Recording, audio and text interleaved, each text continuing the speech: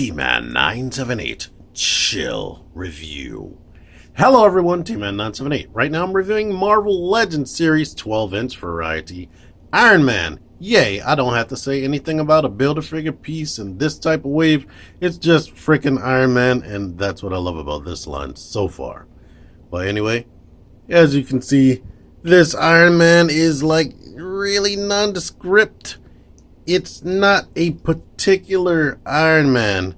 It's like they smashed a bunch of different concepts together to get this figure. They took some movie influence like in Unmasked, but the comic, I believe, took influence from the movies as well. So, there you go. Like the top here, that is reminiscent of the movies, but it seems to be more slanted like the comic book. And then you have like this stuff on the armor right there.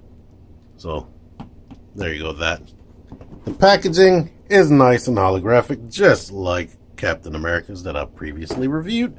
Check that out if you want to see size comparisons to other figures, because I'm not going to do a bunch of size comparisons. I want to shoot this, Spider-Man, and Deadpool all back to back. Look at that. It's nice to look at in person because it's reflective and whatnot and holographic, but it's very difficult to film, as you can see. I don't know how I feel about this guy. I mean, he can get into some dynamic poses because he has that same diaphragm joint that Cap has, and the head can look far up and down and whatnot and look to the side a lot, but he feels, out of the four figures I have in this size class, he feels the most like a children's toy. Like he feels like a toy. Like Captain America feels so premium, but this just looks like a toy. And I think what makes it feel like that to me is all of this plastic right here. It's made out of the swirly, transparent plastic.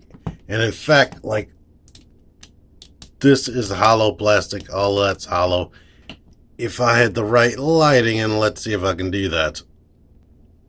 Yeah, here we go. You can see that he's transparent right there. You can see right through his friggin' neck, which in the right circumstances is ugly, and I don't like that. But he has a decent amount of articulation and a ton of details, like a lot of details, like I said about Captain America, that makes this strictly Iron Man. This can't be anybody else.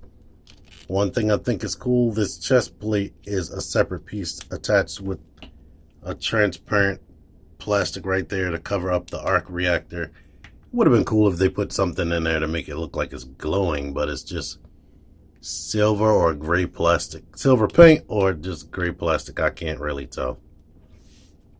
But he is painted. He has a nice amount of paint. Like on the 6-inch figures, they don't paint the back of the figure at all. And like I said, this is a melding of worlds. This right here reminds me of the comic book, definitely. Like, that's almost skin tight and whatnot. I haven't seen anything like that in a movie.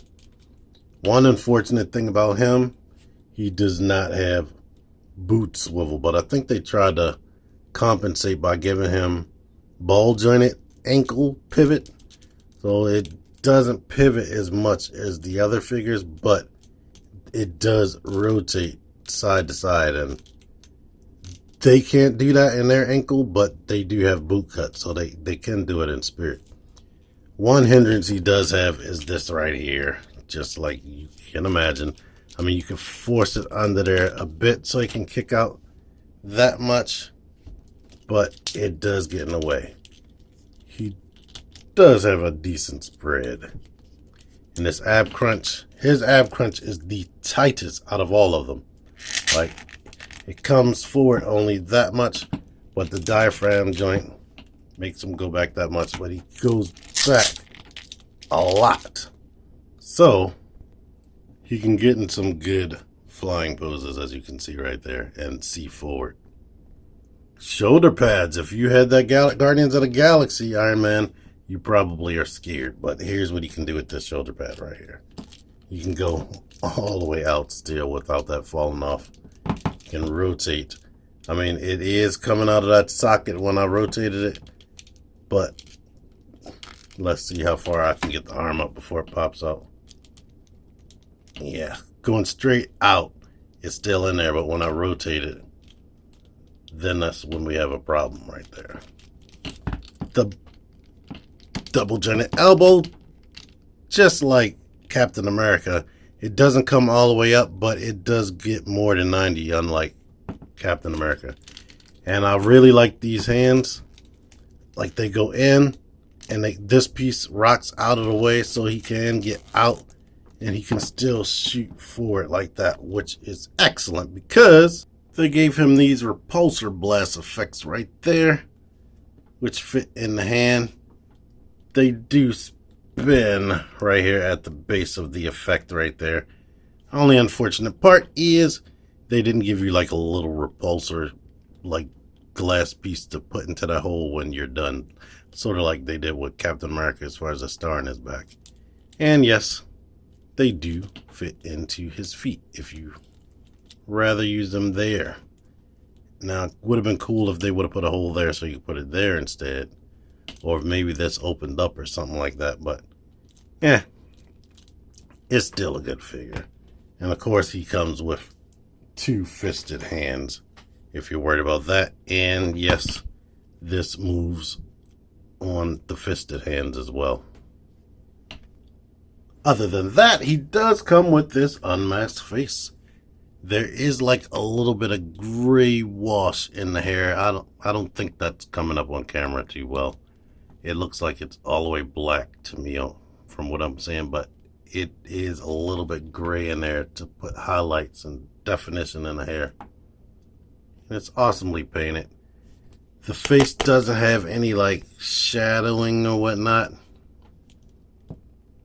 This face kind of reminds me of Doctor Strange, to be honest. So I hope they give him a whole separate face sculpt if they do Doctor Strange.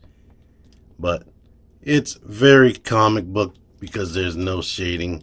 So it's very cartoony. All the unmasked kids are super duper cartoony to me. I mean, there's a lot of detail in the hair, but very cartoony because there's no shading.